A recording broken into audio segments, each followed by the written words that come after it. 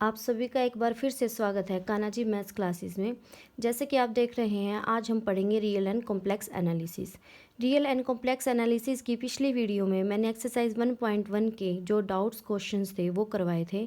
Examples आपने खुद read किए हैं और कोई कमेंट्स में कोई भी एग्जाम्पल से रिलेटेड डाउट नहीं आया है तो आई थिंक आप लोगों को समझ आ गया होगा।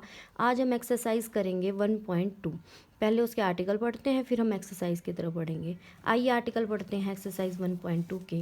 देखिए 1.2 में क्या कहा हुआ है, फंक्शनल डिपेंडेंस और नॉन इंडिपेंडेंस कि डिपेंडेंस एंड नॉन इंडिपेंडेंस। जैसे कि आप डिपेंडेंस का आपने पढ़ा होगा, डिपेंडेंट क्या होता है कि एक दूसरे पर निर्भर होना, कि आपस में जो रिलेशन होना। जैसे कि हम लोग बच्चे होते हैं तो हम हमारे पेरेंट्स के ऊपर डिपेंड होते हैं, हम उन पर निर्भर होते हैं, हमारा उनके ऊपर जो रिलेशन है वो तो खैर पूरा उम्र ही रहेगा, लेकिन फिर भी हम हर चीज़ के लिए उन पर डिपेंड रहते हैं। और 18 साल के होने के बाद या फिर कहीं जॉब लगने के बाद हम इंडिपेंडेंट हो जाते हैं। तो पहले हमें हर नीड के लिए उन पर डिपेंड रहना पड़ता है। तो ये तो हमारी बायोलॉजिकल जो डिपेंडेंस इंडिपेंडेंस की बात चल रही है, लेकिन हम यहाँ मैथ्स की बात कर रहे हैं। तो मैथ्स में जो डिपेंडेंस और नॉन इंडिपेंडेंस होगा ये फंक्शंस के बीच होगा। देखिए क्या कहा हुआ है, डेफिनेशन पढ़ते हैं हम इनकी। Let M functions u1 u2 up to um of an independent variable x1 x2 x3 up to xn are said to be functionally dependent if there exists a relation of the form f of u1 u2 up to um is equal to 0।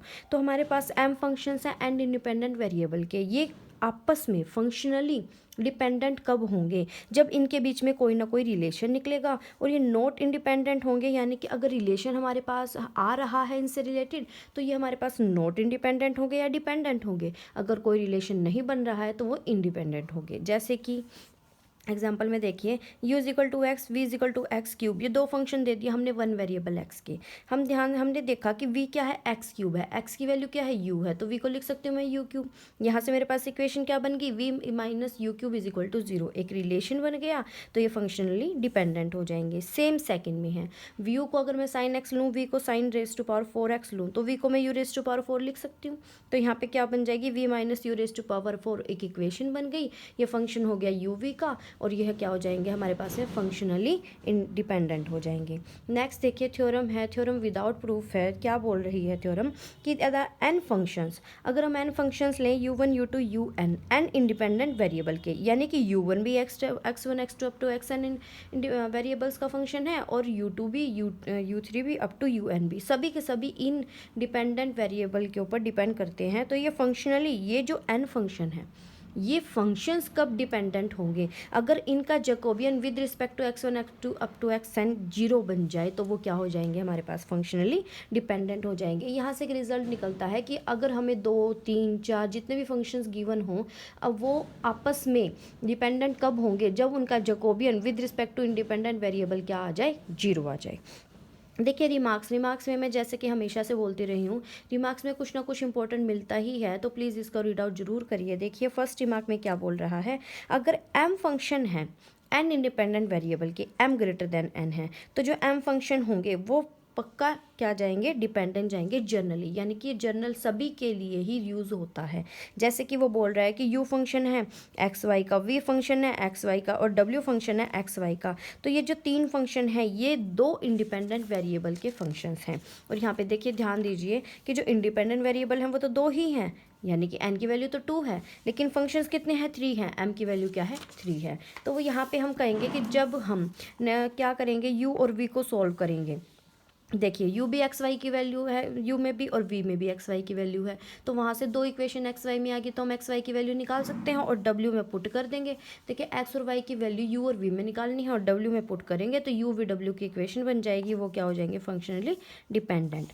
Second remark क्या बोल रहा है, अगर u और v दो function दे दिए तीन independent variable की, तो देखिए u v का अब इनके जैकोबियन, जैसे हमने पीछे पढ़े थे कि अगर हमारे पास में तीन इंडिपेंडेंट वेरिएबल हैं और फंक्शन दो हैं, तो उनके पहले तो with respect to x Y Jacobian निकालेंगे, with respect to Y Z और with respect to Z x. तो ये फंक्शनली डिपेंडेंट दिखाने हैं अगर ये तीनों जैकोबियन 0 के इक्वल हों। अगर इनमें से कोई एक भी जैकोबियन नॉन 0 जाता है तो वो क्या हो जाएगा, फंक्शन हमारा इंडिपेंडेंट हो जाएगा। ठीक है। नॉट डिपेंडेंट कब होगा, नॉट डिपेंडेंट मतलब इंडिपेंडेंट, अगर एक भी जैकोबियन क्या चला गया, नॉट इक्वल टू 0 है। एग्जाम्पल्स प्लीज़ आप खुद रीड आउट कीजिएगा, कोई भी इशू आते हैं तो मुझे कमेंट में ज़रूर बताइएगा। अब हम इसकी एक्सरसाइज ट्राई करते हैं, एक्सरसाइज 1.2। देखिए जैसे फर्स्ट क्वेश्चन में कहा हुआ है इन्होंने, उससे पहले एक नोट है। देखिए यहाँ पे क्या बोल रहे हैं, इनकी यू वी दो फंक्शन ले लिया हमने, यू और वी। देखिए यहाँ पे ना हमारा जो लास्ट एग्जांपल है, ध्यान से देखिए, इसमें यू और वी तीन फंक्शन, तीन इंडिपेंडेंट वेरिएबल के फंक्शन है, यू बी एक्स वाई जेड का फंक्शन है और वी बी एक्स वाई जेड का फंक्शन है। तो यहाँ पे जो तो हम पहले क्या निकालेंगे, यू और वी का with respect to x Y, U V का with respect to Y Z और यू वी का with respect to Z X.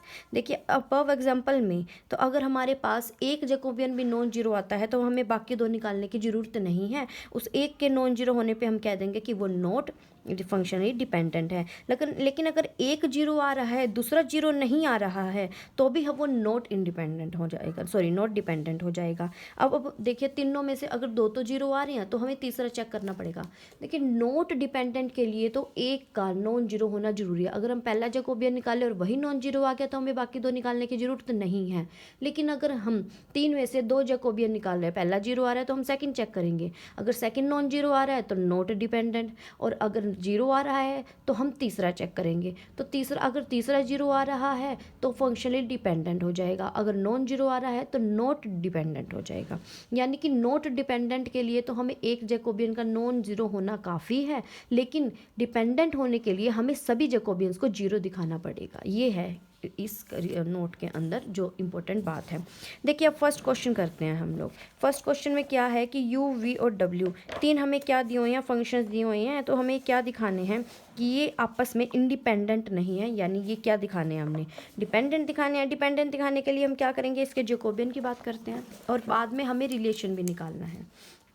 देखिए फर्स्ट क्वेश्चन में क्या बोला हुआ है इन्होंने कि फर्स्ट क्वेश्चन में हमें दिया हुआ है एक्सरसाइज 1.2। फर्स्ट क्वेश्चन में हमें यू दिया हुआ है x square plus y square plus z square, v हमें गिवन है x plus y plus z, और डब्ल्यू गिवन है x y plus y z plus z x. तो पहले हमें जैकोबियन निकालना होगा डिपेंडेंट दिखाने के लिए। जैकोबियन यू वी डब्ल्यू का with respect to x y और जेड। देखिए क्या होगा वो, curly u by curly x, curly u by curly y, curly u by curly z. Next क्या हो जाएगा, curly v by curly x, curly v by curly y, curly v by curly z, and the last is curly डब्ल्यू by curly x, curly डब्ल्यू by curly y और करली डब्ल्यू by curly Z. ये आ जाएंगे। इनके डेरिवेटिव्स निकालना आपके लिए बहुत इजी होगा, तो मैं सीधे डेरिवेटिव्स की वैल्यू पुट कर देती हूँ, 2x 2y 2z। नेक्स्ट हमारे पास में क्या हो जाएगा, 1 1 1, and the last one is ये हमारे पास में y प्लस जेड, यहाँ पे x plus z and x plus y. देखिए अब इसको सॉल्व करते हैं हम। तो ये फर्स्ट रो के अलोंग एक्सपेंड करेंगे तो क्या बनेगा, 2x इंटू में x plus y minus x minus z minus 2y के अलोंग करेंगे तो x plus y minus z minus y plus 2z के अलोंग एक्सपेंड किया तो x plus z minus y minus z. देखिए यहाँ से x से x कैंसिल हो जाएगा, यहाँ y से y कैंसिल, यहाँ z से z कैंसिल, खोल देंगे तो 2xy minus 2xz minus 2xy plus 2yz plus 2zx minus 2yz। ये सभी के सभी कट के क्या बना देंगे, जीरो दिखाने के। यानी हम कह देंगे कि u v and w are functionally dependent. ये डिपेंडेंट हो गया। अब हमें रिलेशन फाइंड आउट करना है। ध्यान से देखिए v किसके इक्वल है। रिलेशन के लिए ना हमें थोड़ा सा ना एक बार फंक्शंस की तरफ ध्यान देना पड़ता है। जैसे कि x square plus y square, इसकी डिग्री 2 है, इसकी डिग्री 2 है और v की क्या है 1 है। तो हमें पता है कि x plus y plus z का स्क्वायर क्या होगा। अगर मैं v स्क्वायर लेके चलूँ तो मेरे पास ये किसके इक्वल जाएगा, x square plus y square plus z square plus 2xy plus 2yz plus 2zx।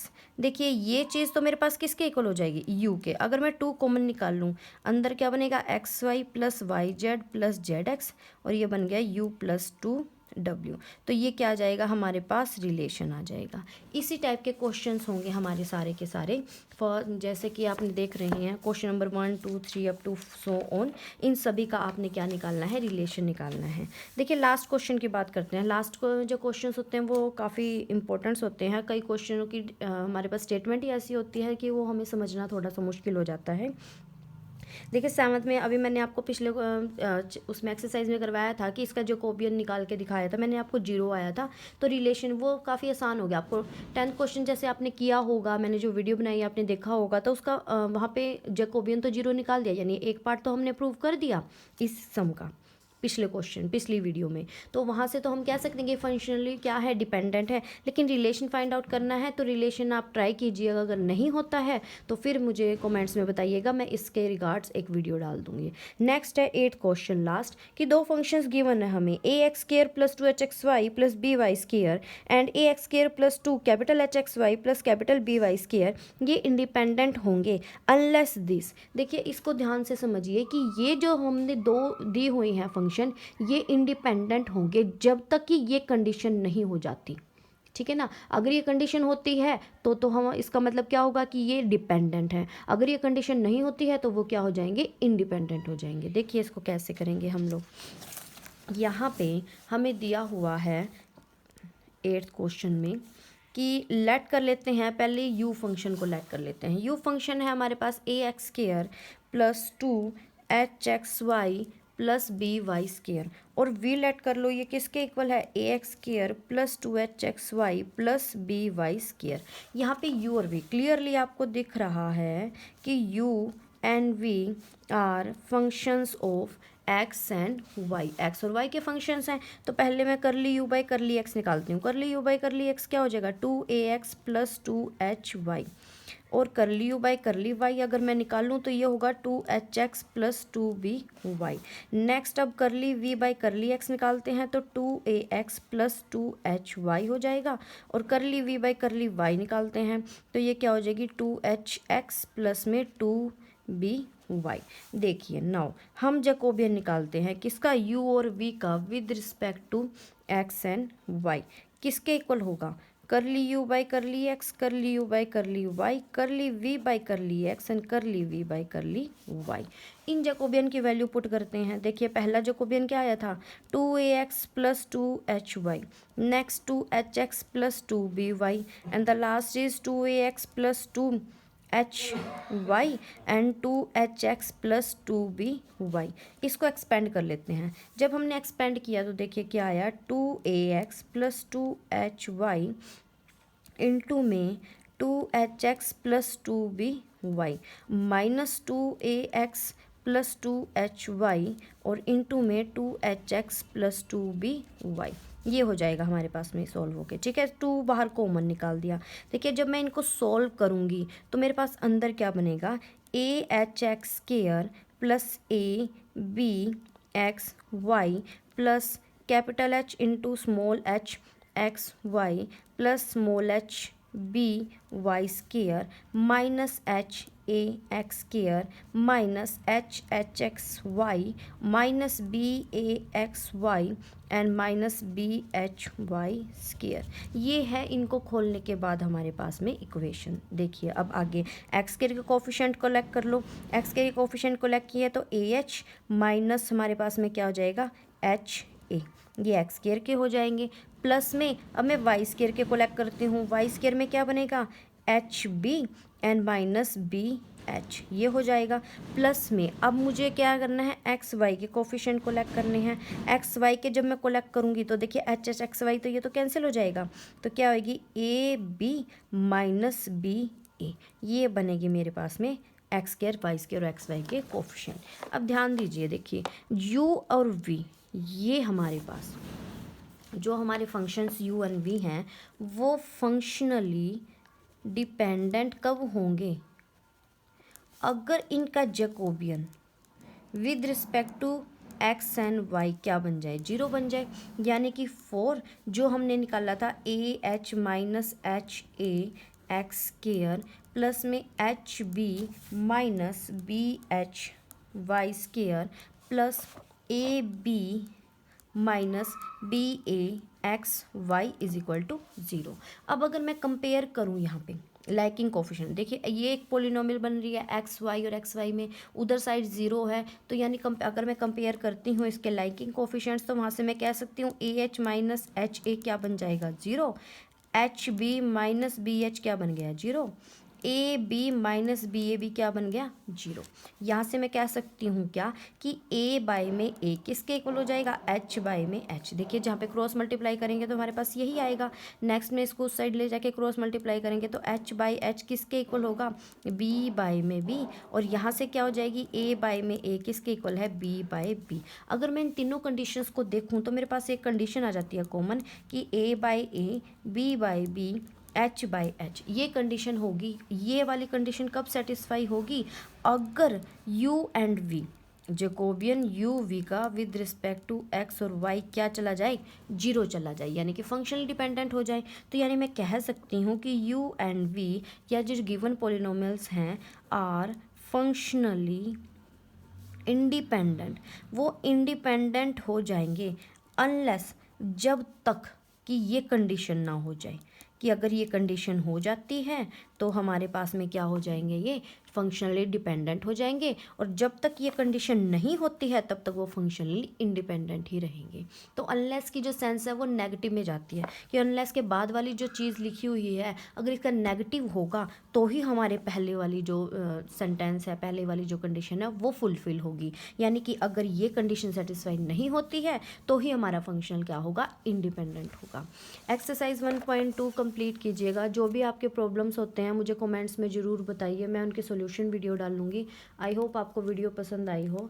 अगर आपको वीडियो अच्छी लगी हो तो प्लीज़ इसको लाइक एंड शेयर कीजिए, ताकि उन बच्चों तक भी ये एक्सरसाइज के सॉल्यूशंस या एक्सरसाइज का समझाना, जो भी थ्योरी मैंने समझाई है वो उन तक पहुंच सके, वो अच्छे से पढ़ सकें। Thank you so much.